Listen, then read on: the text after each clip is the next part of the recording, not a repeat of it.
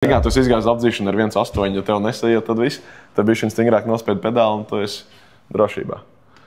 Var redzēt, ka aputā to izvirzījumu. Principā 1-1, bet nav salikts, ka tas ir competitions vai kas. Tas ir vienkārši dizainiski noformēts. Cilvēkam ir bijis vīzija, viņam ir bijis tāds gaumīgs, viņš nav kaut kādas lētās, kaut kādas detaļas mēģinājis uzstādīt. Šitie viss ir reāls caurums, ja? Tur iet iekšā gaisa, tur iet aizmugurējais pārniņš. Diski, fakserīši, jā.